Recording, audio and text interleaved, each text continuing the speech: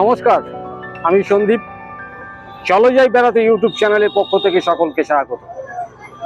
আমি প্রথমেই ক্ষমা চেয়ে নিচ্ছি এই কারণে, প্রায় 2-3 সপ্তাহ আমি কোনো ভিডিও আপলোড করতে পারিনি, কারণ আমি একটু শারীরিক এবং মানসিকভাবে বিপর্যস্ত ছিলাম। এবার থেকে কিন্তু অবশ্যই আমার ভিডিও আসবে, পরপর আসবে। আজ প্রায় 20 দিন বাদে রাস্তায় বেরোলাম আপনাদের একটু ছোটখাটো ভিডিও উপহার দেওয়ার জন্য। আমি এই মুহূর্তে দাঁড়িয়ে আছি মহাত্মা গান্ধী রোড মেট্রো স্টেশনের সামনে। চলুন কোথায় যাই একবার দেখি।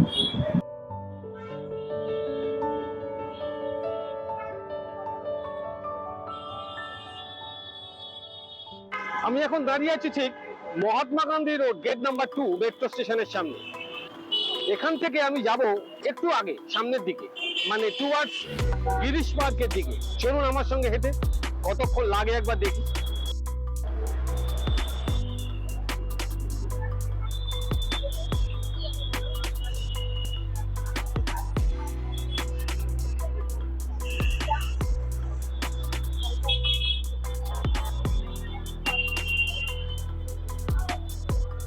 হাঁটা শুরু করলাম Mahatma Gandhi road metro station gate number 2 থেকে। আমার ডান দিকেই মহাজাতি সদন। এই যে আমি হাঁটছি, ঠিক তার বাঁ দিকে উল্টো দিকে ফুটপাথ দিয়ে।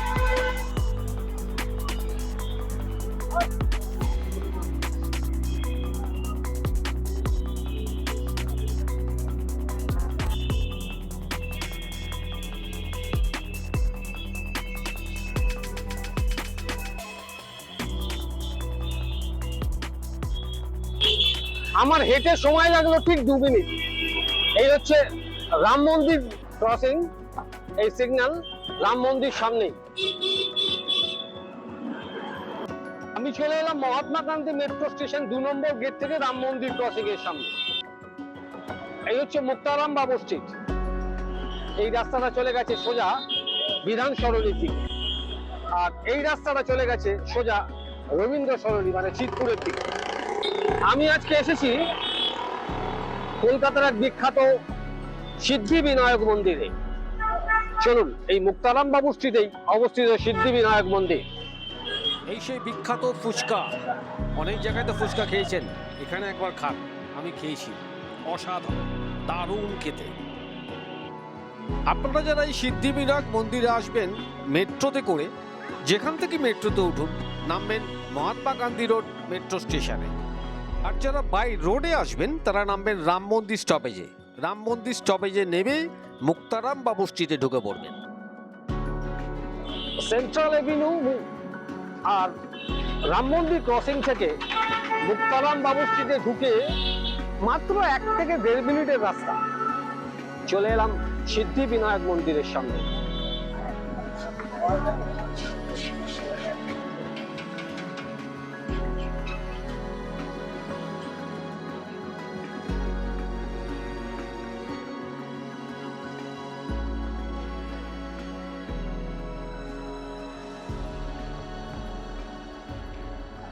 আপনারা যদি মনে করেন নিজের গাড়ি নিয়ে আসবেন, 2 চাকা অথবা 4 চাকা, গাড়ি পার্ক করার এখানে প্রচুর জায়গা আছে, অবশ্যই করতে পারবেন।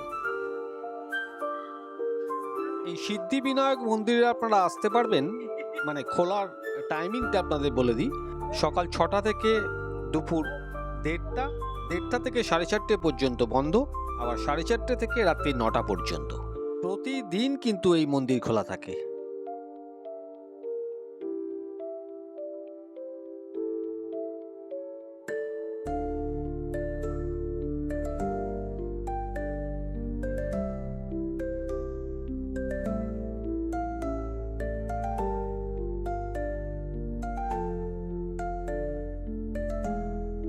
চলুন এবার একটু মন্দিরের ভেতরে প্রবেশ করি।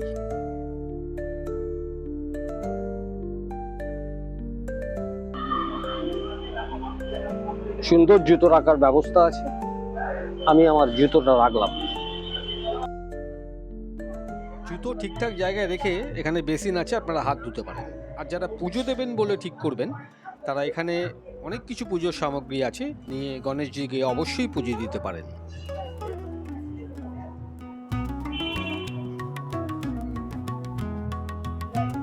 48B মুক্তারাম বাবু স্ট্রিট। 200 বছরের পুরনো এই মল্লিক কুটিতেই গড়ে উঠেছে সিদ্ধিবিনায়ক মন্দির।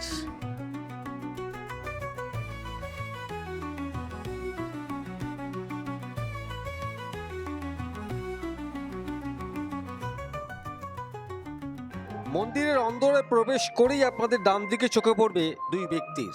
একজনের নাম রাধেশ্যাম গোয়েঙ্কা, আরেকজন রাধেশ্যাম আগরওয়াল। এনারা দুজন কিন্তু অভিন্ন হৃদয়ের বন্ধু, 1 বছরের ডিফারেন্স বয়সের। ইমামি গ্রুপ নিশ্চয়ই সবাই জানেন, এই দুই বন্ধুর গড়ে ওঠা একটা কোম্পানি। মাত্র 20,000 টাকা দিয়ে শুরু করেছিল এই ব্যবসা এই দুই বন্ধু মিলে। আজ 50,000 কোটি টাকার মালিকেরা। 2015 সালে এই দুই বন্ধু মিলে ঠিক করলেন এই বাড়িটিকে মানুষের কাছে একটা সাক্ষী হিসেবে রেখে যাব। অনেকেই তখন ওনাদের বলেছিলেন শপিং মল করার জন্য, কিন্তু ওনারা রাজি হননি। এই পুরনো মল্লিক কুঠিরটাকে উনি সিদ্ধিবিনায়ক মন্দিরে পরিণত করলেন এবং পুরনো আমলের এই ঐতিহ্যকে বজায় রাখলেন।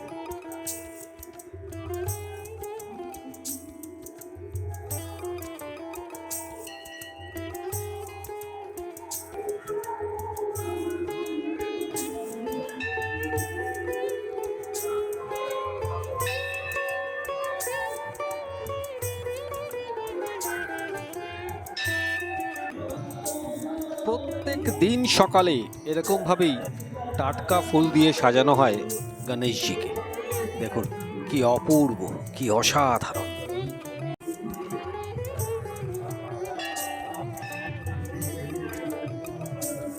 সারা দিন কিন্তু ভোগ প্রসাদ পাবেন, দুপুরবেলা, সন্ধেবেলা, সব সময় পাবেন বিভিন্ন রকমের ভোগ প্রসাদ।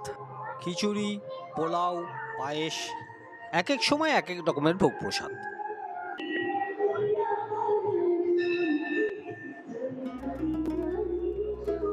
কত মানুষ যে এমনি এখানে ঘন্টার পর ঘন্টা বসে থেকে সময় কাটান, সত্যি আমি দেখে আপ্লুত হলাম। এক এক দিন এক এক রকমের গানের অনুষ্ঠান হয় এখানে।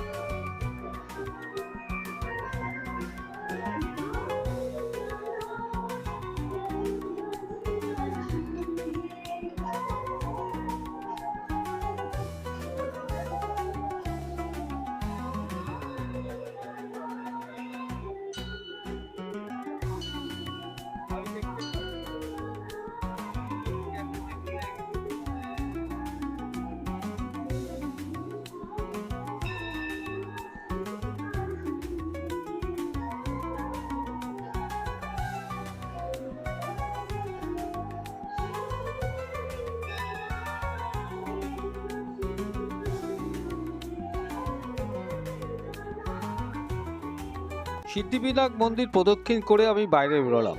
বেরিয়ে দেখলাম বোর্ডে লেখা আছে পুরুষদের জন্য সেলাই প্রশিক্ষণ শিবির। আমার দেখে খুব ইন্টারেস্টিং লাগলো এটা। শুধুমাত্র যে পুরুষদের জন্য প্রশিক্ষণ শিবির তা নয়, এখানে মহিলাদের জন্য বিভিন্ন ধরনের প্রশিক্ষণ শিবির আছে। সত্যি এই দুই ব্যক্তি যে এই কর্মকাণ্ড করে যাচ্ছে, hats off both of you. অনেকদিন পর একটা ছোট্ট ভিডিও আপনাদের উপহার দিলাম, এরপর কিন্তু আর থামবো না, এগিয়ে যাব। সঙ্গে থাকবেন, দেখতে থাকবেন চলে যাই বেড়াতে YouTube channel. Good night, tata.